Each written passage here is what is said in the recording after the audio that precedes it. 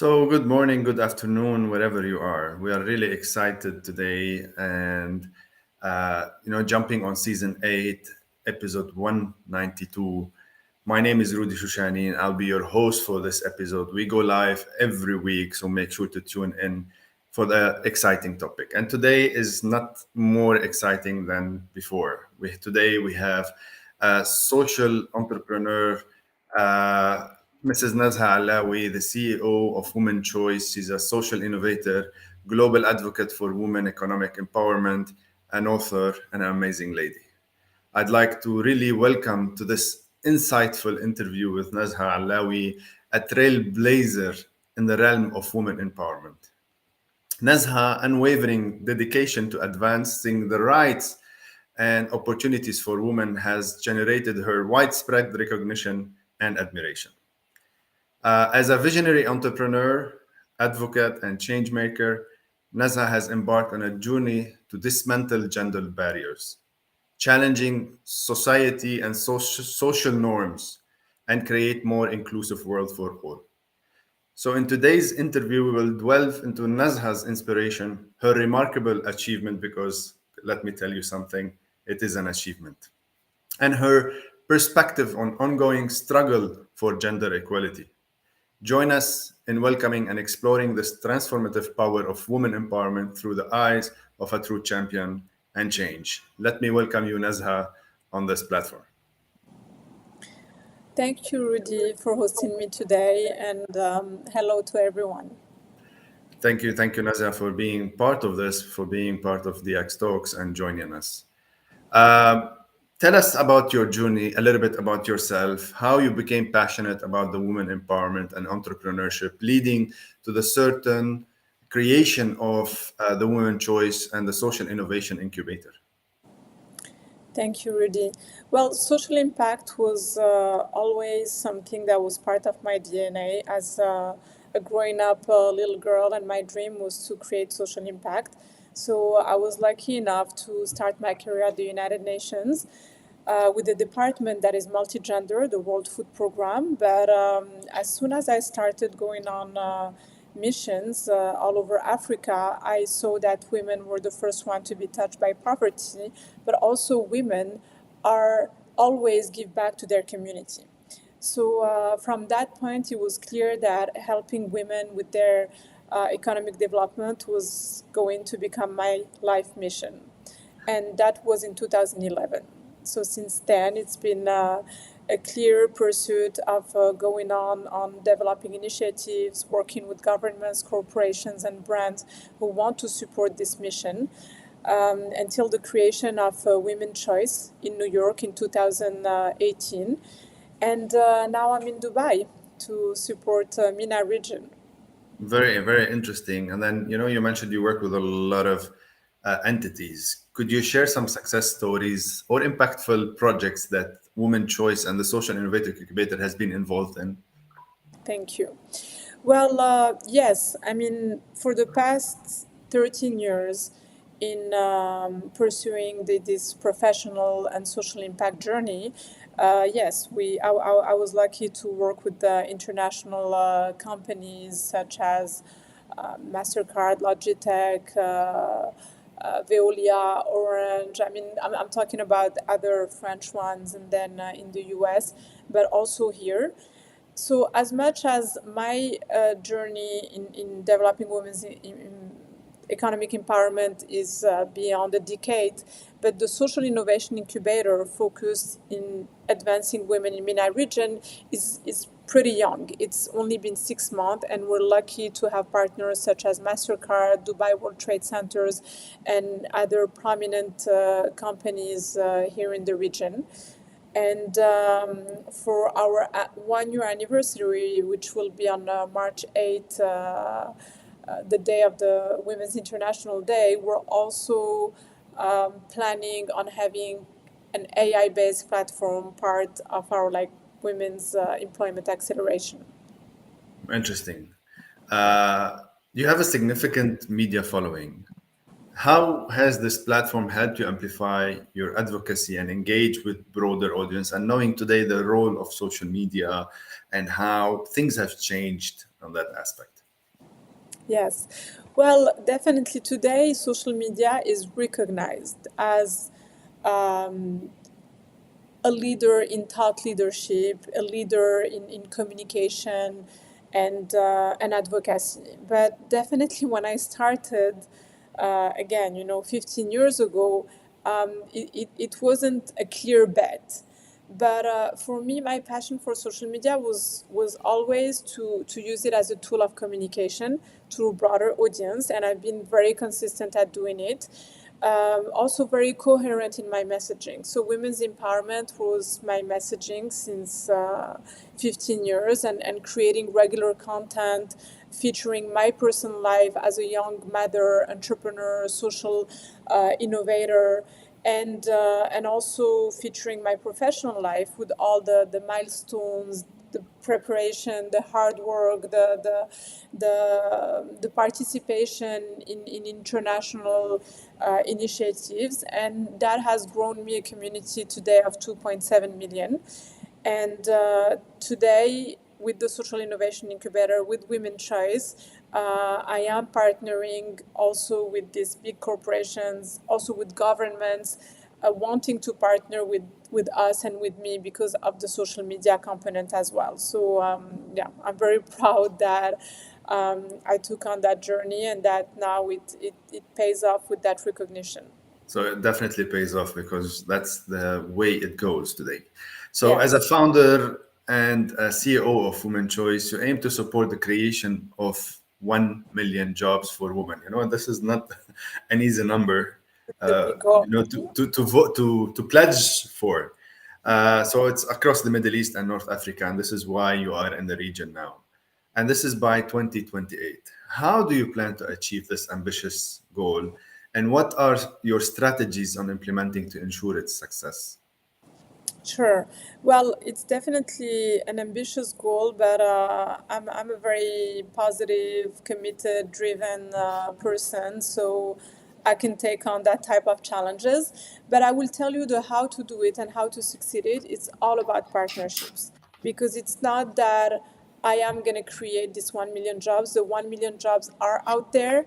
The 1 million women are out there, and it's about identifying them, training them, and supporting them, connecting them to these employment opportunities. But for that, you need to be the advocate for these women across big corporations to sign MOUs that are going to take a pledge towards some KPIs of employing women. And but at the same time, you also need to identify the women, and as I said earlier, to train them for them to fit these job opportunities. So it's It's interesting. capacity building on one Yeah. end and advocating for a better work environment for women with the employers.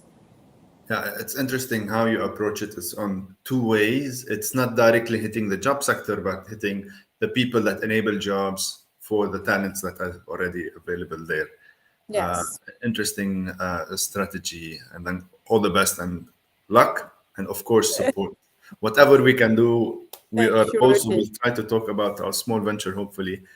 And then could you share some insight into the leadership programs that you're creating or the upskilling and business Yes. development trainings that you are offering? How do these programs contribute to the women professional growth and empowerment, and then make them the the future for the future, ready for the future?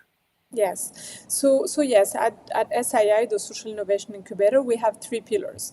An advocacy agenda that allows us to build the landscape of partners, the impact programs, which is the one you're referring to, and job readiness academies. So on the impact programs, we have three in the pipeline, and we're launching one on September 18th, where we're training women social entrepreneur to support them with capacity building, but also with the network, connecting them to a network of partners and giving them some certification for them to get stronger in creating impact. Then we have another program coming up in January, which is with the network of universities, supporting young women that are just getting into the workforce with again, preparing them, connecting them to job opportunities, but also making them mentee champions. They will integrate these companies. So should they integrate it as an intern and then that's it? Should we train them to become like champion interns that will, after, start their career with the growth? So that's what we're going to be doing. And the third one is to support female founders, women who already have companies, but they're struggling with funding, they're struggling with growth, and we want to take them through a program for them to be able to employ more, to be more successful and employ eventually more women as they grow. Yeah, that's something we identified also, that women empowerment is not just about enabling or supporting just the women. It's about letting them have an internal engine starts, because they need that engine, and then they need the funding, and then they need all of the support that we can try to provide to kick and then make them successful.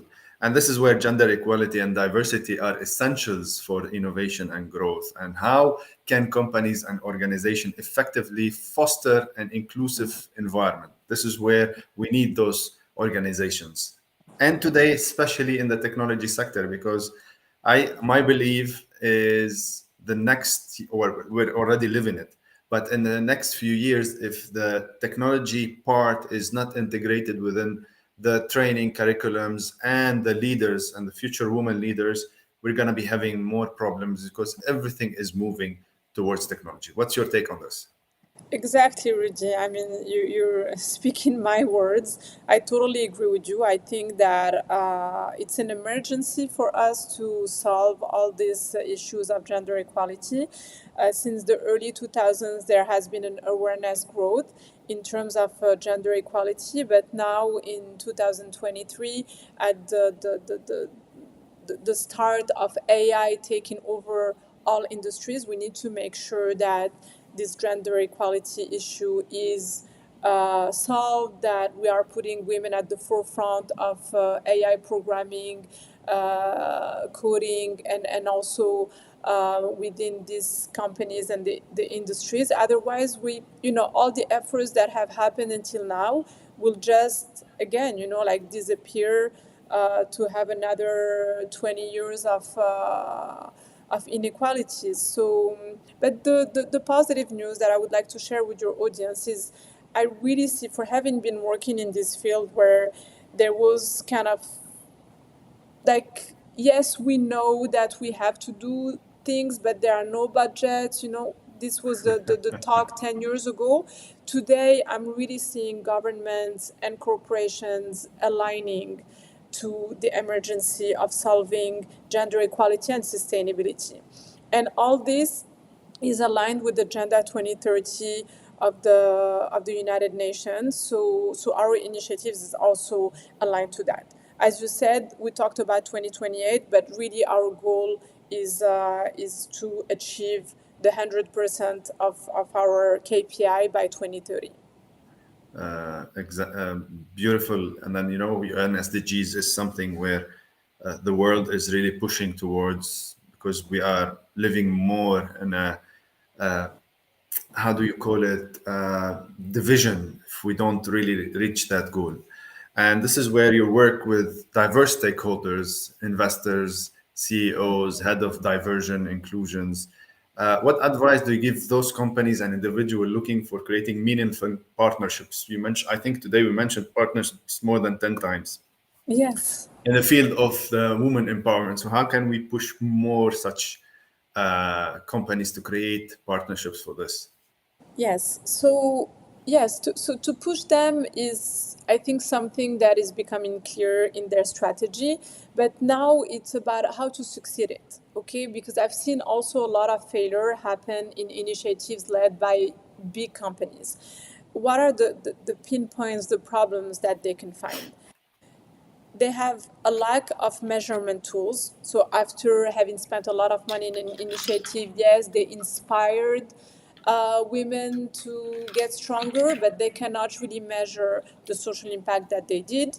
And this is something with Women Choice that we offer in supporting companies. They take us as an external expert to implement their strategy needs.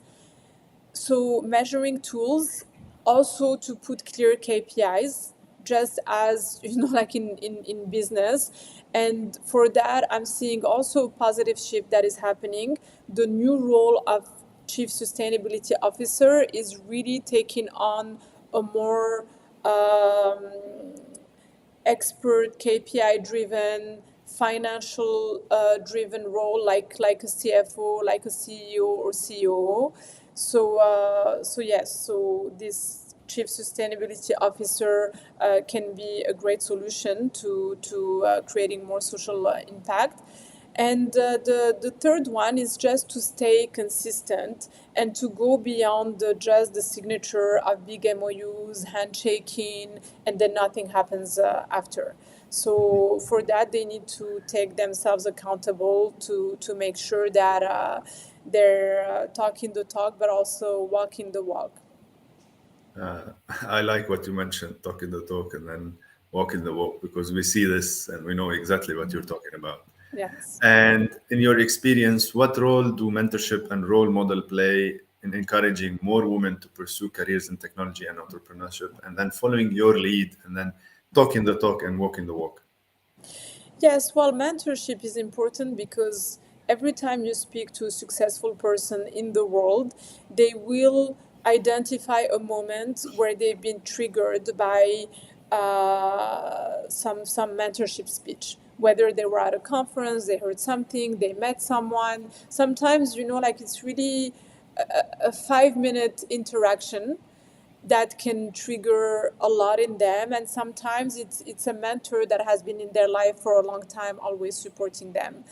And I think that today, so at my generation, a lot of women that have been empowered say that they have been mentored by a man in their life, okay, in their professional life or so on. And now the change is that we need women to empower other women, because we had a generation of women that have grown within corporations and have been successful, and they need to hold the hands of the younger generations. And a funny story that I will refer to, it's the story of a MasterCard EVP who actually has been introduced to me by someone, by a man that has said that she was a mentor in his life. And yeah, so it's just beautiful. And also for men to understand that this whole diversity and inclusion topic, it's not like a women for women thing, It's okay? not a division. Exactly, it's not a division. It's not a division. It's just putting at the mentorship level equally men and women to be able to help the next generation. And that's where I totally believe, and we need more women to inspire more women, because I think this is the only way forward. uh, Once they see other women successful, other women walking that walk, this is where they start getting inspired and hopefully, try to reach more. And this brings us into, we're launching our second She Innovates Top 25 Women in FinTech and Blockchain and AI in DX Talks. And then we're happy for us to join together and hopefully achieve this for 2023. I don't know if you have any words before I go and start asking you our last question before we. No, I'm good, and I'm totally aligned with you, Rudy. I think we're as Women Choice, we're very happy to be taking part in that event, and to partner to actually highlight more top women in fintech, AI, and blockchain. So I let you continue. That's the future. That's the future, I think, of the technologies, and hopefully we can try to also position more women on the leaders on the leadership front so that they can inspire more women. Uh, Before I ask you our last question, how can people reach your social media? Well, that's a very easy one because I am managing my accounts. I'm making sure to be very reachable. So you find me with my name Nezha Alaoui on LinkedIn. But if you also tap Nezha Alaoui on Instagram, you will find me under Mayshad Women. Mayshad Woman is a name that I chose when I started my account because it's from Mayshad is from the first syllabus of the names of my daughters, Maysoon and Chadin. But if you type Nezha Alaoui, you will find me and recognize me as Mayshad Woman. Great. And last but not least, what advice would you give those young women aspiring to make a difference, either in the tech industry or promoting gender equality or empowerment? What okay, so what I would advise them is definitely to get vocal about their dream, about their ambitions, to reach out to mentors and social media. We said it is an amazing tool for that. All the top leaders are on LinkedIn. They have a voice on social media, and don't get impressed thinking, oh my God, they have millions. So what is my message compared to the millions of messages that they receive every day? But not like the true leaders are really behind every single details of messages, and they stay very close to their community. So I would like to thank you, Nazha. Thank you for being our guest today and sharing your insights. Big thanks to our viewers for tuning in. You can watch this recording on this episode or on YouTube or on our podcast video channels or browse other episodes. Until next time, I'd like to thank you. Stay tuned. Thank you, Thank you Nazha, so and see you much, soon. Rudy. Thank you.